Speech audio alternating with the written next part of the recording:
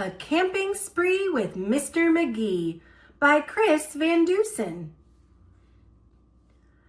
Early one morning at 7:03, Mr. Magee and his little dog Dee packed up the camper and hitched up the load, hopped in the Rambler, and then hit the road.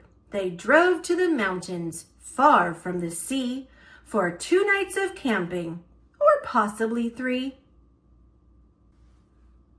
"There's nothing like camping," said Mr. Magee. "I know you will love it. Just you wait and see. The views are fantastic.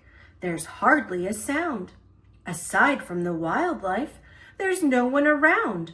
And the air is so sweet, you'll sleep like a log," said Mr. Magee to his small spotted dog. A few hours later, they took a sharp right and found a great spot to lay camp for the night. It was high on a hill with a beautiful view of Mount Adams, Mount Lincoln, and Jefferson too. But perhaps the most wonderful feature of all was the brook that ran over a steep waterfall. Dee gathered pine cones and branches and logs. Magee made a campfire and cooked some hot dogs. And as the sun set behind far distant knolls, they sat roasting marshmallows over the coals. As the embers went out, they felt tired and dozy, so they climbed in their bunk beds all comfy and cozy. But while they were falling asleep without care, along came a stumbling, bumbling bear, a kindly old fellow whose sight wasn't so clear.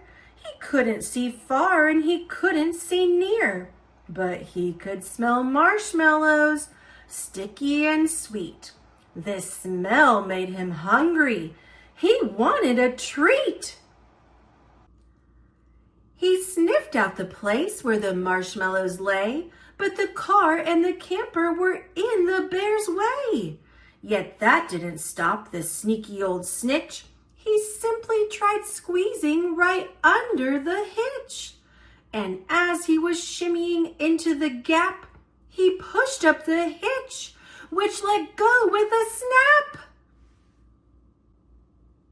Now that the camper and car were untied, they started to roll down the rocky hillside. The car bounced away on the old logging road, while the camper was heading to where the stream flowed. It flew down the hill in a wild, bumpy ride, with Dee and Magee sleeping soundly inside. They were snoring and snoozing, enjoying a dream, when splash went the camper right into the stream. The splash shook the camper. They bumped out of bed. "Now what in the world was that?" Magee said. And when he looked out and saw where they were, his hair stood on end, and so did Dee's fur. They were caught in the rapids, but that wasn't all. They were headed smack dab for the big waterfall. Dee and Magee both started to quiver as faster and faster they headed down river. But just when they thought they'd fall over the edge, their camper got stuck on a rock at the ledge.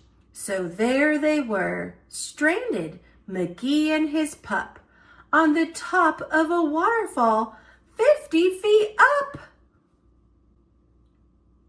Meanwhile, that nearsighted bear from before was searching for one little marshmallow more, when lo and behold, as if out of a dream, he spied something sweet floating over the stream.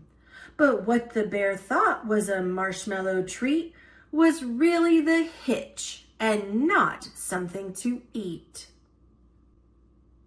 The bear was determined to capture his prize, so he jumped in the water right up to his thighs. He splashed through the stream to the edge of the fall and snatched up the trailer hitch, camper and all. Dee felt a tug. Magee heard a knock as the bear pulled the camper right off of the rock. He dragged them both all the way back to the bank when he realized the hitch was not sweet but quite rank.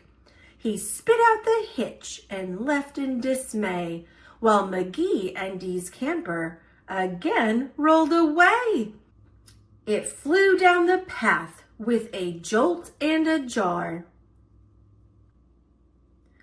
and stopped in some bushes right next to the car. Dee popped her head out. Magee looked out too. Had they really stopped rolling? Could it be true? At last things were quiet and peaceful and still. They hooked up the hitch and drove off down the hill.